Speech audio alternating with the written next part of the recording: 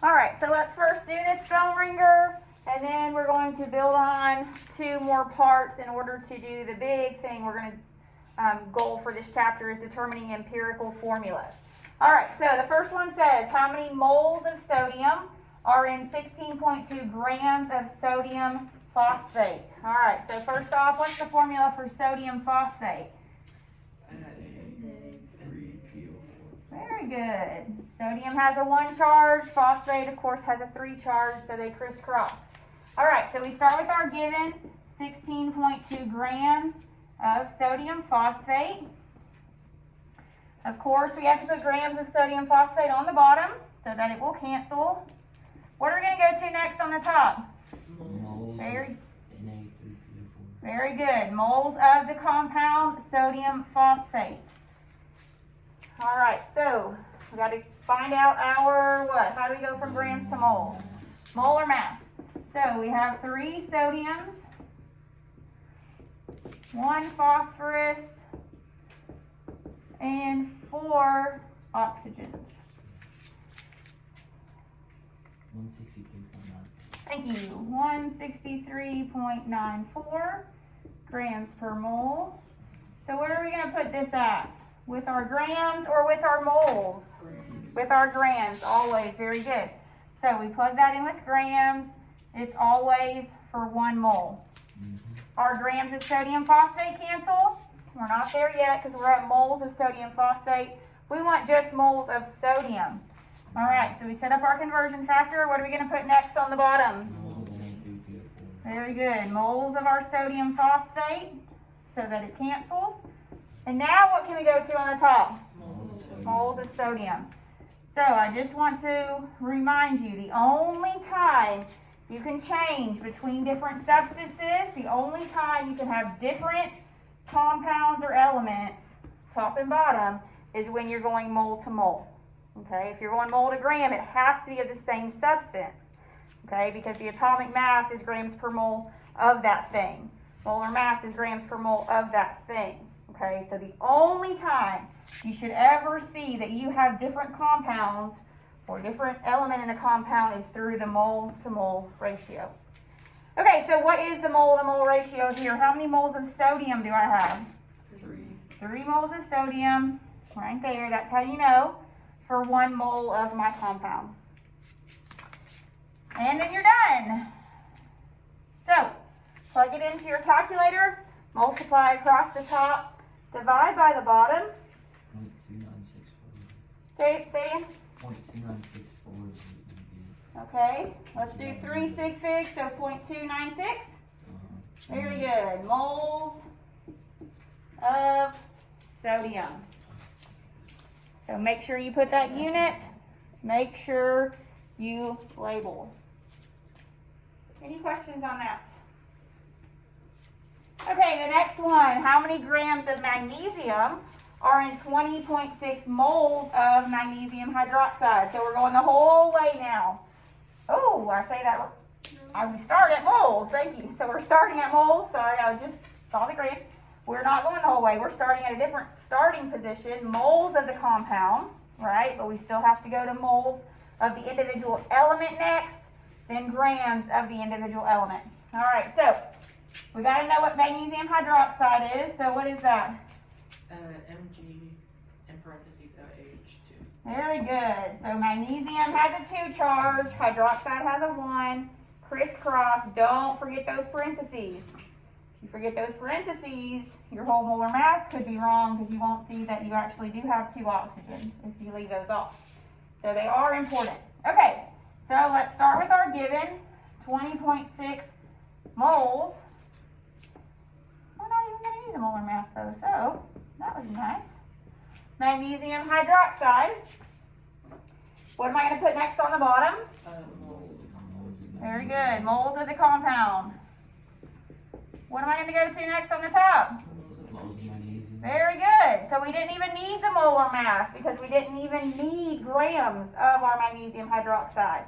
All right, so you can just go straight to the mole to mole ratio. So how many moles of magnesium do I have? 1 in 1 mole of my compound. Very good, because there's no subscript here. So moles of magnesium hydroxide cancel. We're at moles of magnesium. We're not done yet though because this problem is asking for the grams of magnesium. So we got to go one more step. Moles of magnesium on the bottom so that it cancels. Grams of magnesium on the top. I don't have this one in my head. Oh, okay, 24.31. So whenever you're doing it of just the individual element, you just look up the atomic mass of that element. 24.31 grams per 1 mole.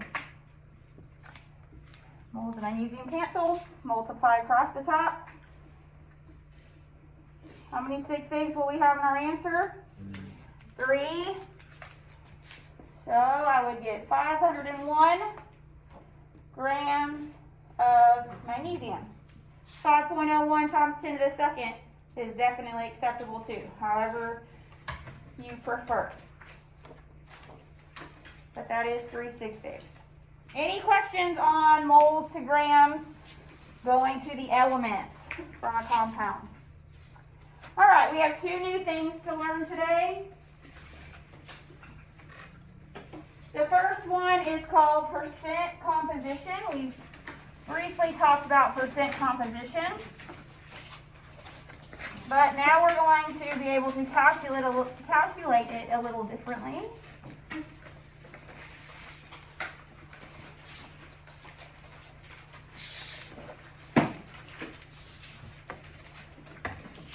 Okay. So, percent composition. We know if you're trying to find a percent of something, what's our general formula for percent? Part. Yeah, part over whole times 100. Very good. Part over whole times 100. So generally that's all we're doing here, okay? But what we're going to be talking about is the percent composition of a compound. All right, so in a percent composition of a compound, there's different ways in order to calculate this percent.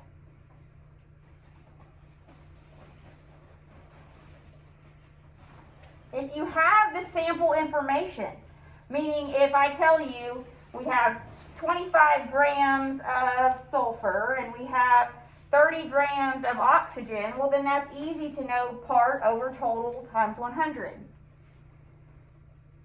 But if I just tell you we have sulfur trioxide, find the percent of sulfur, find the percent of oxygen, we will do that a little different. We can do that using the molar mass of our compound.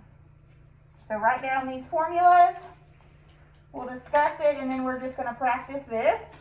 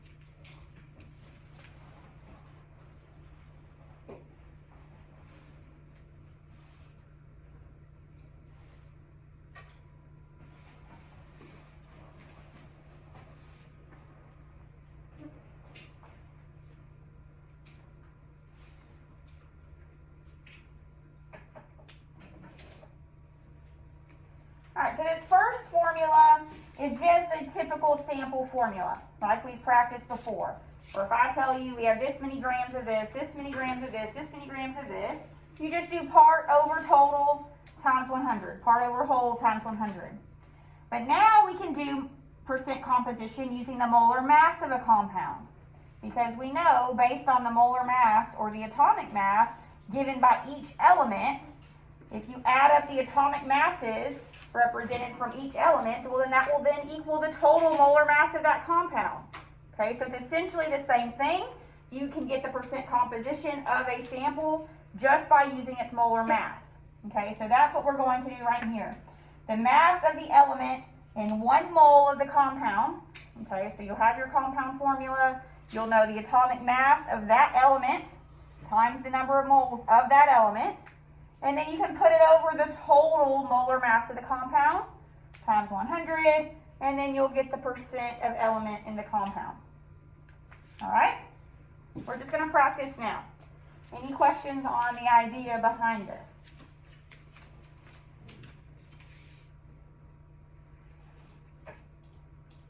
Okay, so first one says determine the percent composition of potassium chlorate. So if I don't tell you to find the percent of potassium, you're just going to find the percent of each element.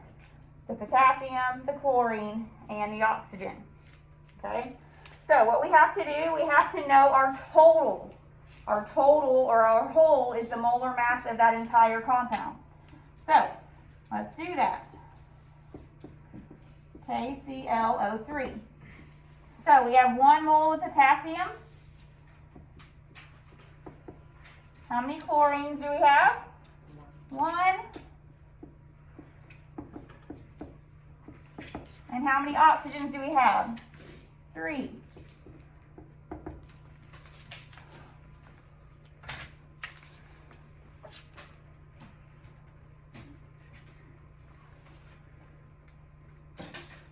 So the molar mass you get here is 122.55 grams per mole.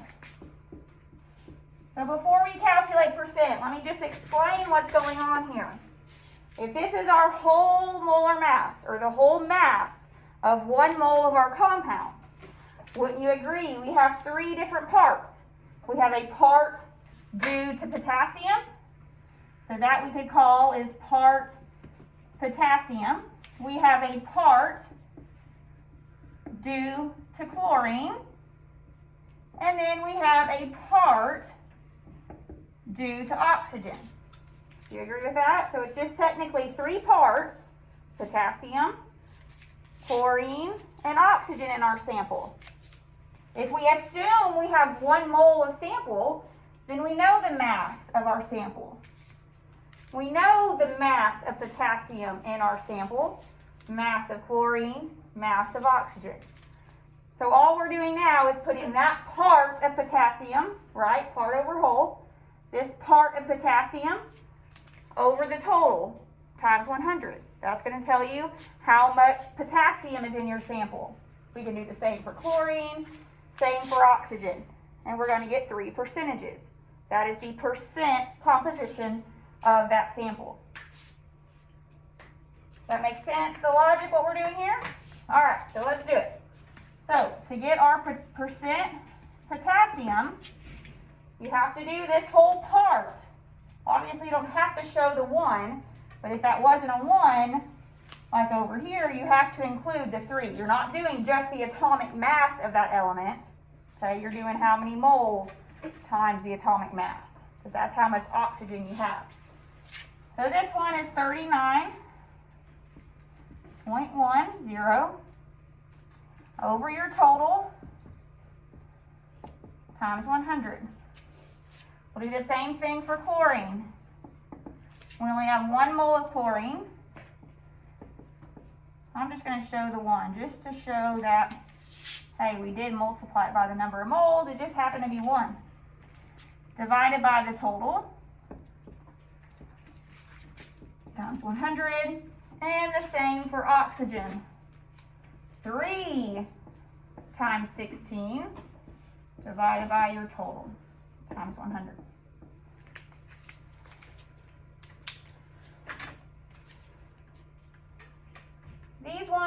I'm okay with just going to 2 decimal places, all right? Just do 2 decimal places and 2 places after decimal, and then you'll be, that's plenty accurate. So we should get 31.91. Make sure you show your unit.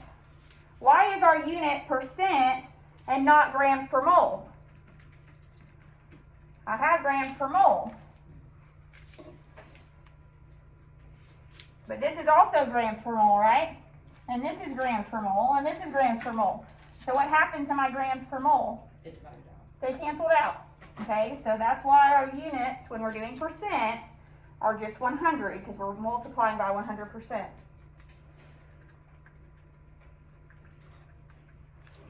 You should get 28.93% potassium.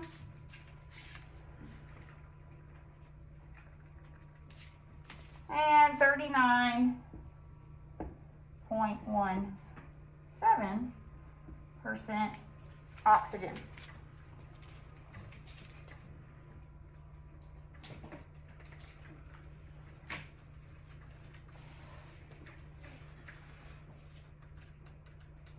What should your answer add up to if you want to check your work here? 100, or very, very, very close. In this case, it's 100.01, but it should be very, very close to 100. That way you can check your work, make sure that you did it correctly. Any questions on this one? We're doing percent composition using molar mass.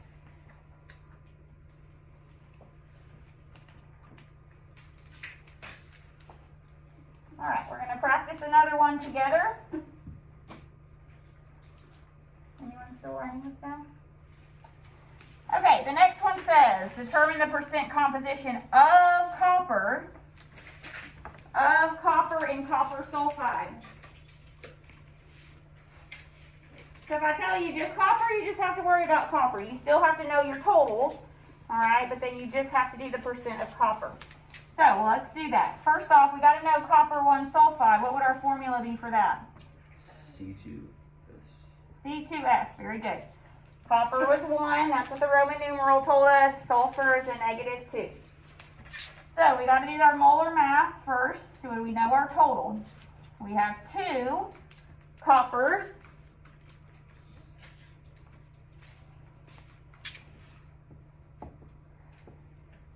And we have 1 sulfur.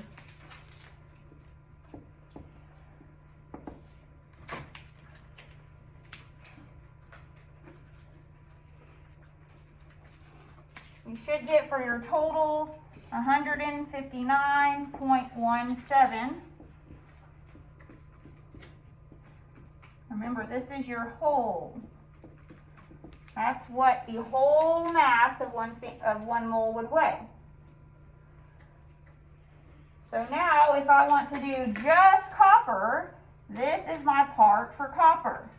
I have 2 coppers in that sample. So don't forget about the 2. So my percent copper would be 2, because I have 2 coppers times its atomic mass over my total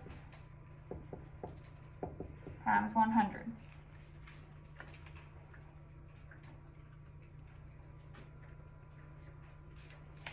And then I should get 79.85% copper. When you put your answer, again, make sure you put your unit, which is here, percent, and make sure you label it.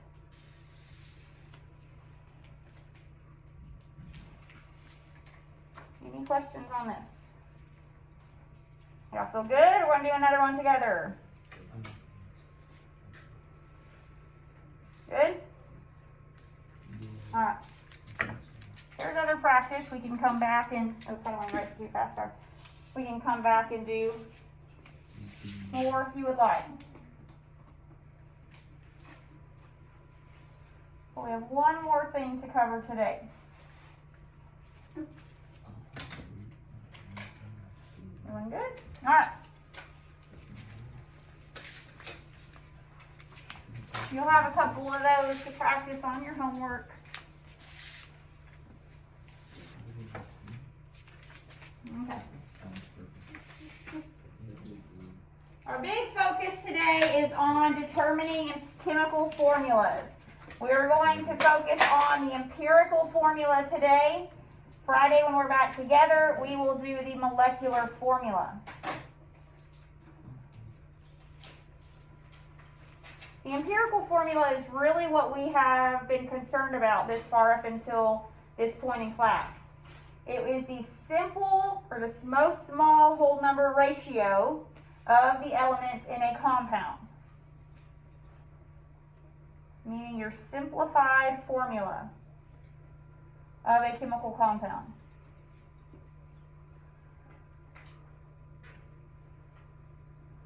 The molecular formula represents the actual number of atoms present. So it might be the smallest whole number ratio, it might not.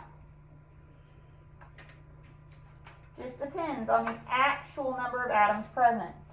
So you don't have to write these examples down, just kind of look at them. The empirical formula for all three of these examples are always the same because it's the smallest whole number ratio. It's the simplified formula. The molecular formula is just a multiple of the empirical formula. Sometimes it can be the same, as I mentioned. And then others, this one is 2 times the empirical formula.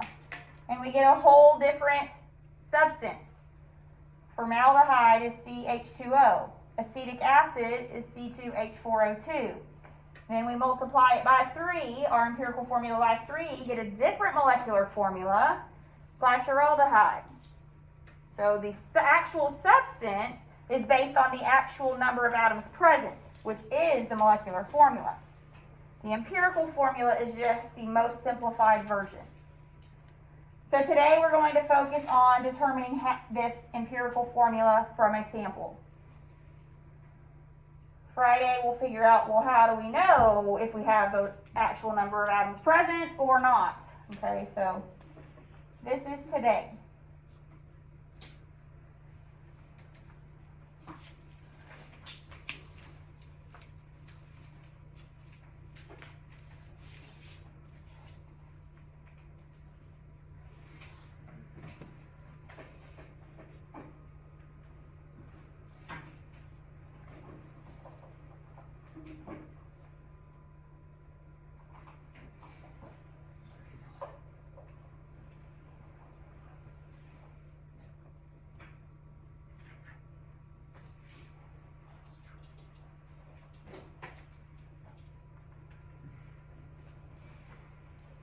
Alright, so here are our steps. So I'm not going to talk, I want you to write these steps down.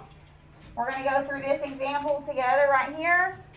And then we're going to do a couple more examples together. But it's a very straightforward process for every one of these problems.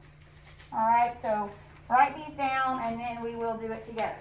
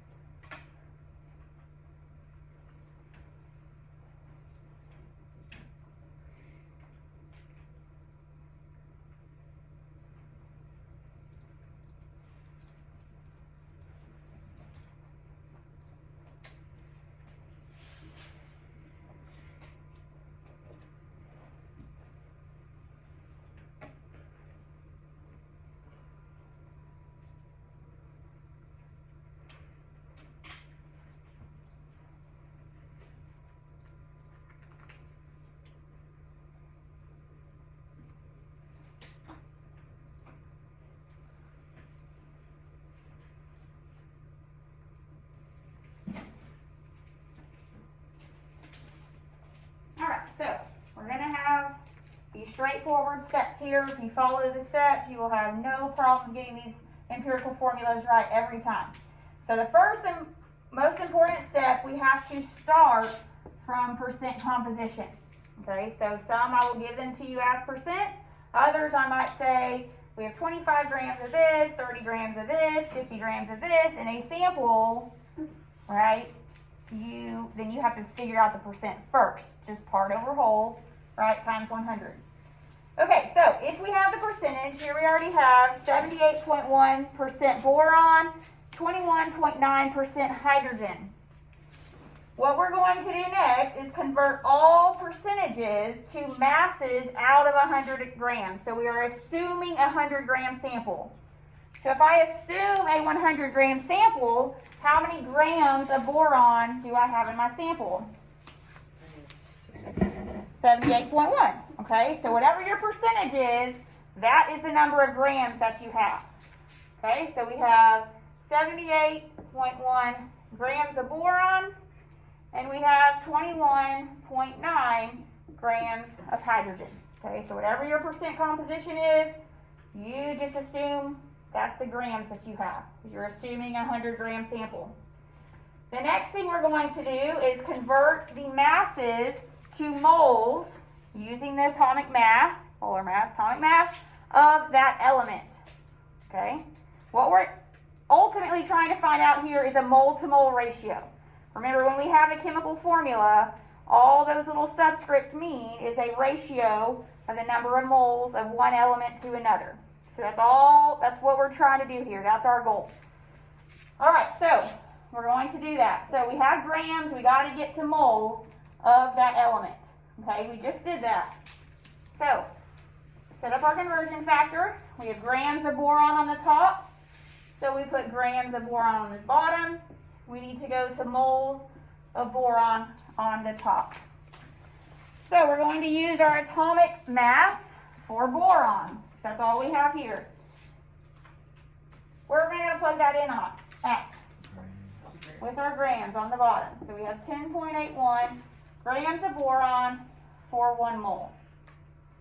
I'm going to do the same thing for my hydrogen. Grams of hydrogen must go on the bottom to cancel, and I go to moles of hydrogen on the top.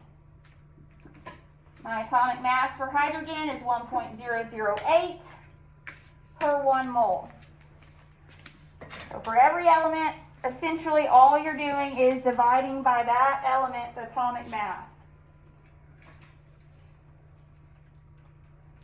And we will get 7 point, I would carry this out to 4 decimal places, or 3 decimal places.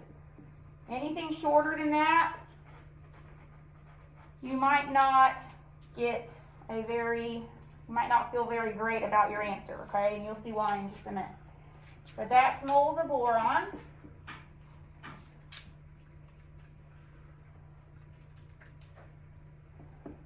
Here we have 21.726 moles of hydrogen. So in my sample, this is how many moles of boron I have. This is how many moles of hydrogen that I have. What I'm trying to do is create a formula between these two things. So remember, a formula, a chemical formula, is just a mole ratio of one element to another. So my next step is to divide each number of moles by the smallest mole value. We're just trying to find a ratio. Right? I can't write a formula B, 7.225, H, 21 point, right? I can't write a formula like that. So I have to get them into whole numbers. So that step is just to divide by the smallest. So my smallest is 7.225. So I divide everything, no matter how many I have. I pick my smallest, divide by the smallest. So when I do that, I get 1 mole of boron. I do the same thing for my hydrogen. And what do we get? 3. Very good. At this step, if it is very, very, very close to a whole number, which it should, if it doesn't, I'll explain what you do then. Okay, but for now, It should be very, very, very close to a whole number, like 2.9998, right? Close to 3. 3.007, like this one was, close to 3, okay? All you do then is you write your empirical formula, which would be BH3. I have 1 mole of boron and 3 moles of hydrogen. Pretty cool, huh? How you can come up with a formula just from the sample? Maybe. I think it's cool. Okay, and as you see, ones that are ionic compounds, you should get the correct crisscross, right? Boron has a charge of 3, hydrogen's 1, so you get BH3. All right, if you do not get whole numbers, I'm not going to give you some weird decimal, okay? It would be like if I divide and then I got, just say for example, if I divide and I get 2.5 right here. This is just an example. It would either be like a 2.5 or a 1.333, some fraction that you easily know, right? A third or a half. What you do then, you have to multiply by a whole number, both of them by a whole number, to make it a whole number, right? So this is 2.5. So what would I have to multiply 2.5 to get a whole number? 2. I would have to multiply by 2. That means I do for both. And that would give me 2 borons and 5 hydrogens. So now it would be B2H5. Okay? But like I said, if you get like a 1.7832, I mean, you've done something wrong at that point. Okay? I'm not going to give you a crazy crazy decimal that you don't easily see the fraction. It'll either be like 0.3333, which is 1/3, a half, or a fourth. I would never give you anything else other than those fractions, okay? So if you get something that's really off the wall, go calculate it again. Something's wrong. All right, any questions on that? We're going to do 2 more together.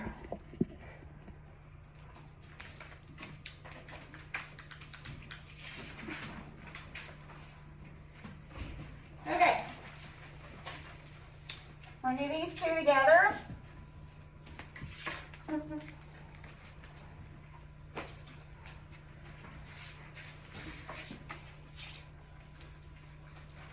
This camera angle is not quite wide enough. I have to keep moving it. Okay, so the first one says we have an unknown compound that was found to have a percent composition as follows: 47% potassium, 14.5% carbon, and 38.5% oxygen. What is its empirical formula? Okay, so I have percent. Remember, that's the starting block. It's already given to you in percent. So what do I assume? Out of 100 grams, right? So whatever my percentage is, easy enough. Write it down as grams. So we have 47 grams of potassium. I have 14.5 grams of carbon, 38.5 grams of oxygen.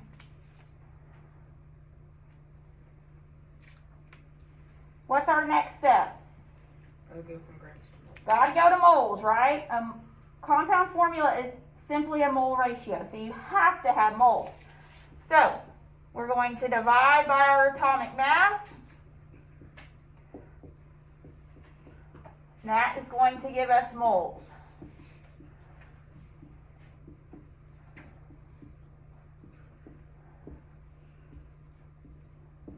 The reason why, whenever you divide, I told you to write it to 3 decimal places. If you cut it off too early, sometimes you won't see the correct rounding, all right? It won't work out for you. Then you'll be confused and it won't work out. So go to 3 or 4 decimal places. So 1.202 moles of potassium.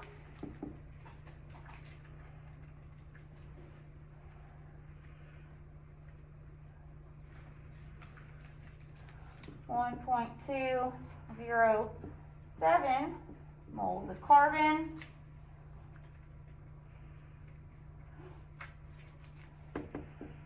2 9.406 moles of oxygen.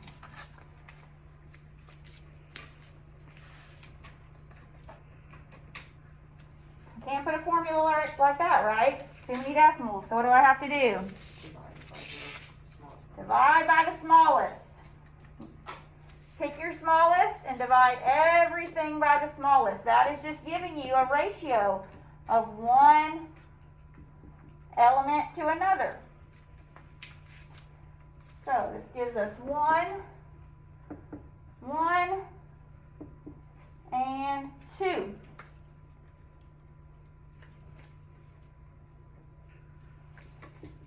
So we get KCO2.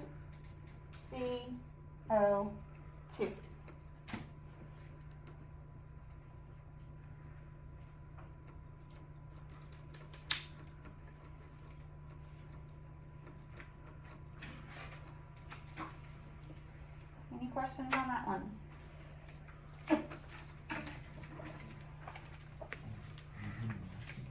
Pretty simple? Just follow the steps. Use those steps. You'll have them right there in front of you. Just follow them. All right, let's do one more together. The molecular formula is even easier than this. It's just one step and you are done. So Friday will be a breeze. Okay, the next one says, an analysis of a 10.15 gram sample of a compound containing only phosphorus and oxygen indicates a phosphorus content of 4.433 grams. What is the empirical formula? Okay, well, we already got a problem, right? What's our problem? No oxygen. We don't know the oxygen. What's another problem? We're not starting with percent, right? We don't know our percent composition. But you can do that, right? Part over whole.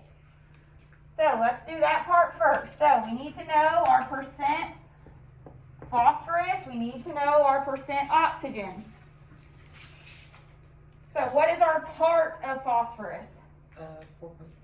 4.433. Everyone agree? That's what it's telling me how much phosphorus that I have. So I have 4.433 grams of phosphorus. What is my total sample? 10.15. Make sure when you do these problems, you read them well.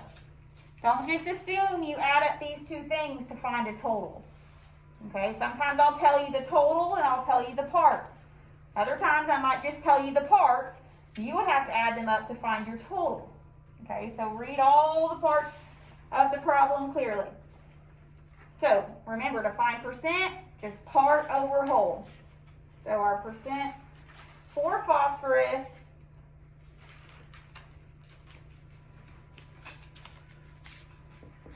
should be 43.67% phosphorus. Now y'all told me we also have another problem, right? We don't know how much oxygen that we have. Very good. Okay, yes, you can subtract this from 100. That's simple enough. What's another way if I didn't think to do that? How do I know my part of oxygen? Subtract the grams. Right. I know my total sample. I know how much phosphorus that I have. So the difference, right, must be the oxygen, because I've told you it's only two things. So the difference is the oxygen. So I'm going to do that just so that I can practice that. So 10.15 minus 4.433 gives me 5.717 grams of oxygen. Again, over my total, times 100, 56.33. Again, this is a good check because what should my two percentages equal? 100. So if you do it that way, then you can also check yourself, make sure you got your phosphorus right. If they don't equal 100, then something went wrong on one or the other. Any questions on that step? Okay, I have percent, so what do I do now? Assume 100 grams. So that gives me 43.67 grams of phosphorus, 56.33 grams of oxygen. What do I have to go to next? Go from grams to moles. Very good. Go from grams to moles. So I'm going to divide by my atomic mass for both elements.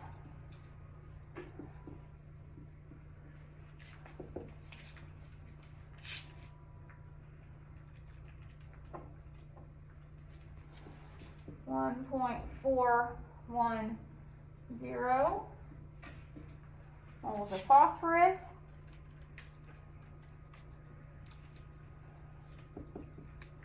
3.521 moles of oxygen.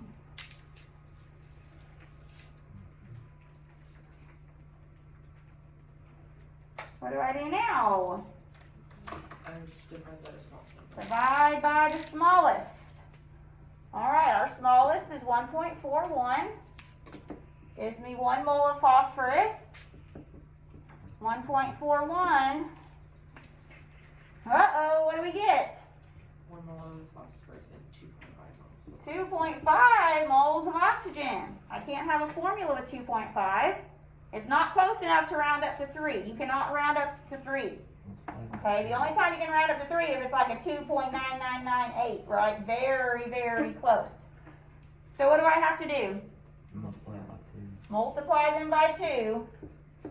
Both of them, don't forget to do it to both, right? Because you're just doubling everything. You can't just do for one. And then you get your empirical formula, which would be P2O5.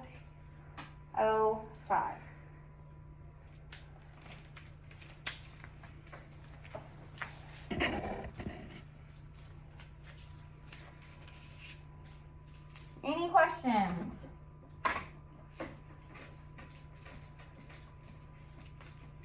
Y'all feel good about it?